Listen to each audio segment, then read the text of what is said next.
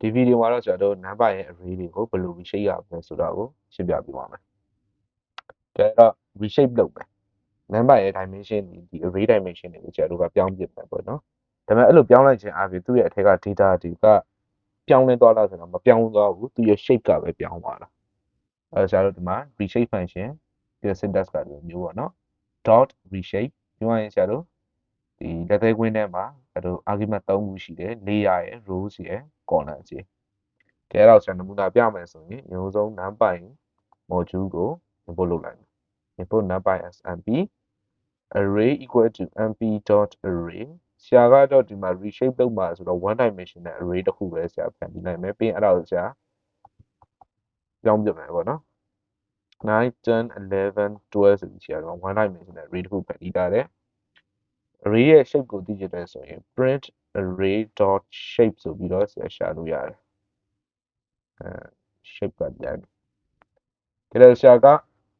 ရဲ့ shape က one dimensional array ပေါ့နော်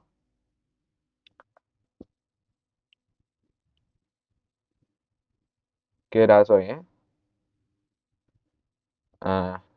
ကျွန်တော်တို့ဒါကို reshape လုပ်မယ် reshape လုပ်ဖို့အတွက်ကလုံရင်းနဲ့ပဲပြောလိုက်တော့ပါပေါ့နော် array equal to array ကိုပြန်ခေါ်ပေးရမယ် dot reshape reshape function ကဘာလို့လိုက်တာလဲဆိုတော့ ape shape ဒါ array အသစ်ပေါ်လာ array အသစ်ထွက်လာမှာပေါ့နော် return ပြန်လာအဲ့ပြန်လာတဲ့ array အသစ်ကိုဆရာတို့ကဒီအရင်အဟောင်းထဲမှာပဲပြန်သိမ်းလိုက်ကြည့်ပြီးတော့ကျွန်တော် reshape လုပ်ပဲဆရာကဒီဟာကို two dimensional array ဖြစ်ပြောင်းလိုက်မယ်2 2 3ဒီမှာတစ်ခုသတိထားမှာကဒီ3ခုမြောက်လို့ရတဲ့အဖြေကဒီ2 layer က2 rows က2 columns က3ဒီ3ခုရောက်မြောက်လို့ရတဲ့အဖြေကဆရာတို့ဒီမှာရှိတဲ့ total element အရေအတွက်နဲ့တွားပြီးတော့တူပါမယ်ဆရာတို့ဒီမှာကရှိတဲ့ total element အရေအတွက်ကဆရာ12ခုရှိတယ်ပေါ့နော်12ရှိတယ်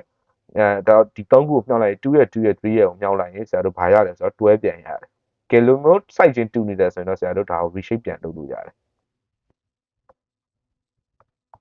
print array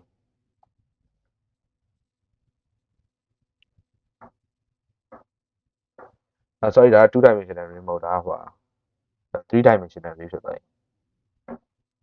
ဆက်3 dimensional array ဖြစ်ပြောင်းလိုက်တယ် okay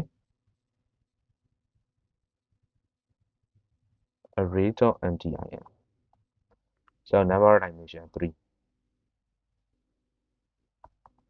print array.shape ဆိုပြီးတော့ခေါ်လိုက်ကျွန်တော် reshape လုပ်ပြီးသွားတဲ့အခါမှာသူ့ရဲ့ number dimension ဒီနှစ်ခုကိုဆရာတို့ shape မလုပ်ခင်မှာလည်းခေါ်လိုက်မယ် okay ပြီ shape မလုပ်ခင်မှာခေါ်လိုက်လို့ရှိရင် shape မလုပ်ခင်တော့သူ့ရဲ့ number dimension ကဆရာတို့1ပဲရှိတယ်ဒါပေမဲ့ shape လုပ်ပြီးသွားတဲ့အခါမှာတော့ number dimension 3ဖြစ်သွားတယ်သူ့ရဲ့ shape ကလည်းဆရာတို့သတ်မှတ်ထားတဲ့အတိုင်းပြောင်းသွားတယ် okay အဲ့တော့ဒီနေရာမှာဆရာကကြည့်3လို့ပြောင်းခဲ့မယ်ဆိုရင် shape လုပ်လို့ရအောင် reshape လုပ်လို့ရတော့ဆိုတော့မရတော့ဘူးဘာလို့ဆိုတော့ဒီ2ရဲ့3ရဲ့3ရဲ့ဒီ3ခုမြောက်လို့ရတဲ့အဖြေကဆရာတို့12မဟုတ်ဘူးဒါကြောင့်မလို့သူက site ချင်းမတူတဲ့အတွက်ကြောင့်မလို့ဆရာတို့လုပ်လို့မရအောင်အဲ့တော့ဘာတွေရသေးလဲဆရာတို့1ရယ်2ရယ်ဆရာတို့6ရယ်ရမယ်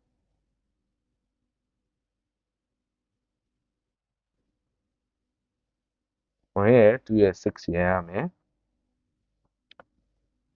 တော့နောက်တော့ပြန်ကြည့်အောင်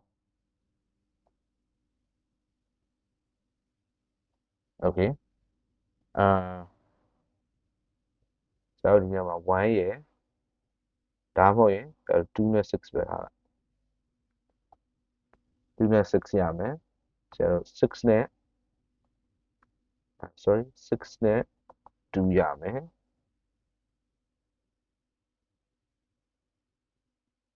ဆရာတို့4နဲ့3ရမယ် okay သူရဲ့ဘာပဲလုပ်လို့သူရဲ့ဒီကမြောက်လို့ရတဲ့အဖြေကဒီက total ဆရာတို့ size နဲ့တွားပြီးတူနေရမယ်အဲ့တော့မှပဲဆရာတို့ reshape လုပ်လို့ရမယ်အဲ့ဆရာတို့ဘာလို့ဒီ reshape လုပ်ချင်ရတာလဲပေါ့နော် array တစ်ခုကိုအဲ့ဒါပေမဲ့ reshape လုပ်တဲ့နေရာမှာဆရာတို့တစ်ခုစဉ်းစားနေကြမလို့လားဘာလဲဆိုတော့ဒီက dimension တစ်ခုတည်းတစ်ခုကိုဆရာ -1 ပေးလိုက်လို့ရတယ် ဒါဆိုတော့အဆင်ပြေတဲ့ဟာကိုသူပြောင်းသွားလိမ့်မယ် okay ဆရာဒီမှာ5လို့ပြီးခဲ့နော်5ဆိုရင်တော့ဒီ12ဖြစ်ဖို့အတွက်က5ကဘယ်လို့မှမတက်နိုင်တဲ့အတွက်ကြောင့်မို့သူကမရဘူးလို့လာပြောလိမ့်မယ် okay ကျတော့ dimension တစ်ခုလုံးစဉ်းစားသိကြမလို့ dimension တစ်ခုကို -1 ပေးပြီးကျန်တဲ့တစ်ခုကိုပဲဆရာကိုကြိုက်တဲ့သတ်မှတ်ပေးလို့ရတာပေါ့နော် array ကsorry numpy ကသူ့ဟာသူကျန်တာကိုဆက်ပြီးစဉ်းစားပါလိမ့်မယ်ကျတော့ကျွန်တော်ဘာလို့ reshape လုပ်ချင်ရတာလဲဘာလို့ reshape လုပ်လဲဆိုတော့ကျွန်တော်ပုံမှန်ဆိုရင်တော့သိမသုံးဘူးပေါ့နော်ဒီ reshape function ကိုဘာမှအသုံးများလဲဆိုတော့ကျွန်တော် machine learning library ဖြစ်တဲ့ scikit-learn မှာကျွန်တော် data တွေကို train တဲ့အခါမှာတော့ဒီ reshape function ကတော်တော်လေးကိုသုံးတယ်။အဲ့တော့ဒီဟာကဆရာတို့ numpy မှာ array တွေကိုကိုလိုချင်တဲ့ dimension ဖြစ်ပြောင်းလို့ရတယ် reshape function